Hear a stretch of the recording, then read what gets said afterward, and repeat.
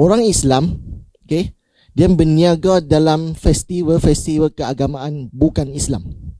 Yang mana tempat tu dia buat di tapak di dalam kawasan rumah ibadat bukan Islam tu lah, kan?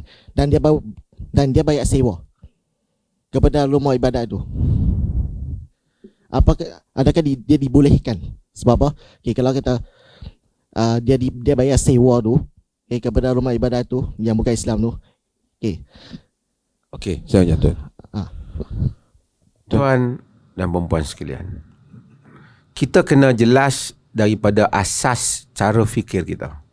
Di Malaysia ni kadang-kadang kita dikelirukan, terutama oleh orang-orang politik.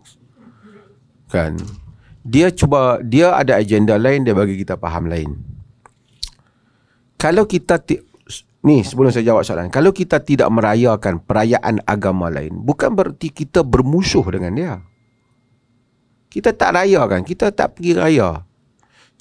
Kerana kita pun tak suruh orang lain, you kena sambut Aidilfitri dengan kami. Saya tak boleh. Seperti mana kita pun kalau kita tak pergi merayakan Diwali, itu kita punya hak, itu agama dia. Awak ni ekstrim lah, orang Diwali pun tak boleh datang. Itu agama. Bukan tanda bila saya tak datang Diwali, kalau saya jumpa dia ke tengah jalan pada hari lain, saya benci dia, saya tolak dia jatuh ke bawah. Tak. Hanya saya tak pergi majlis itu. Di atas peraturan-peraturan yang ada di dalam keagamaan. Di atas border. Di atas garis pemisah di antara iman dan syirik. Kita tak pergi. Tapi apa yang sedang berlaku kadang-kadang, dia cuba jadikan orang yang tak accept untuk raya bersama ni, yang ni perkauman, ataupun yang ni tidak menerima kemajmukan. Bukan kita tak menerima kemajmukan, kita menerima kemajmukan, cuma kita tak merayakan, tu cerita lain. Itu benda yang berbeza. Kita dalam agama ni kita diajar, kita mengiktiraf kewujudan orang lain yang berbeza agama dengan kita dan hak untuk dia mengamalkan agama dia di dalam batas-batas peraturan yang ada. Mengiktiraf kewujudan tidak bererti mengiktiraf dia sebagai satu kebenaran. Saya iktiraf dia wujud, bukan saya iktiraf dia benar. Kan? Dan apabila saya tak bersetuju, bukan bererti saya bermusuh dengan dia. Hatta dalam konsep agama. Kalau orang tanya, agama yang benar Islam lah. Tanya orang Islam. Inna dina inna Allah Islam. Agama lain, agama yang sesat lah. Salah. Kufur. Tapi bukan bererti bahawasanya, kita nak kena ketuk kepala dia. Lepas tu kita tak boleh minum dengan dia, tak boleh kerja sekali dengan dia. Kalau di jalan raya kita langgar kereta dia, tak ada yang tu. Itu soal kepercayaan. Tu yang kata hukum hakam kepercayaan. Yang kita baik dengan dia, tak bermusuhan, bermusuhan, itu hukum hakam fiqh tadi. Fiqh kata tak boleh. Kepercayaan cerita lain. Ini kadang-kadang, misalnya, saya nak bagi contoh lah, ekstrim sikit. Satu orang dia kahwin dengan perempuan. Kita dengan isteri kita. Dia tanya kita, isteri aku cantik tak? Misalnya dia tanya,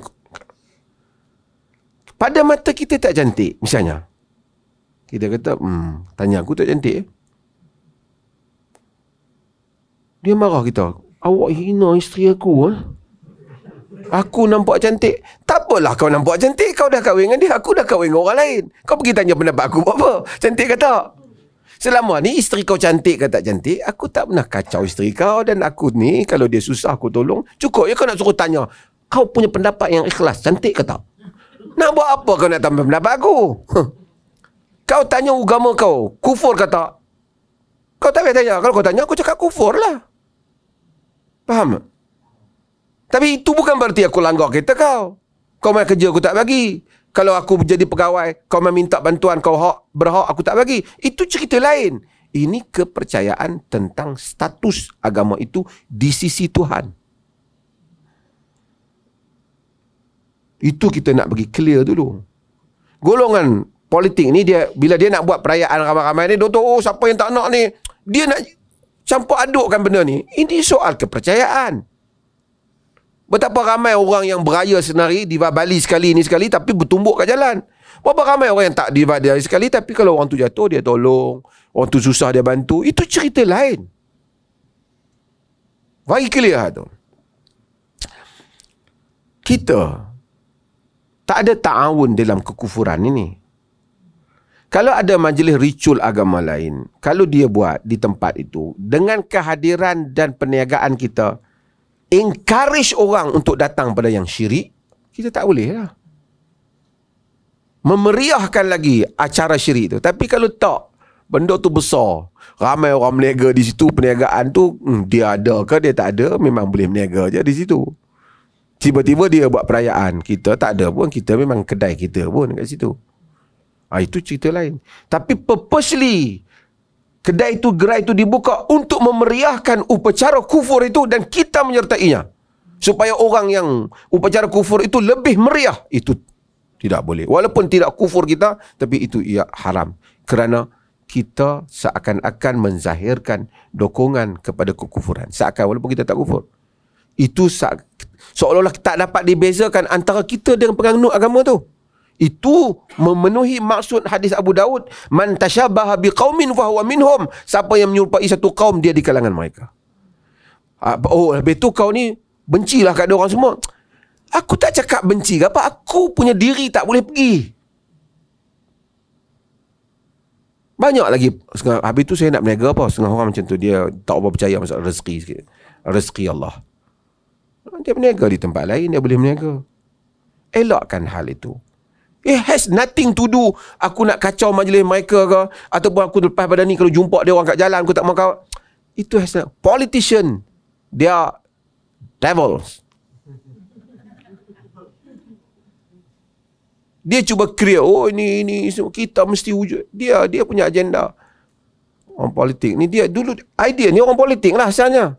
Bukan orang agama sebelum ni pun. Orang bukan Islam dengan cara dia, orang Islam dengan cara dia, tak ada bergaduh pun. Mari mereka kena buat perayaan bersama, baru dapat diharmonikan. Awak selama ni bergaduh ke? Dia orang tak apalah, kemarin janji lain, hari ni ubah lain. Tahu pun kecewa sebahagian tu.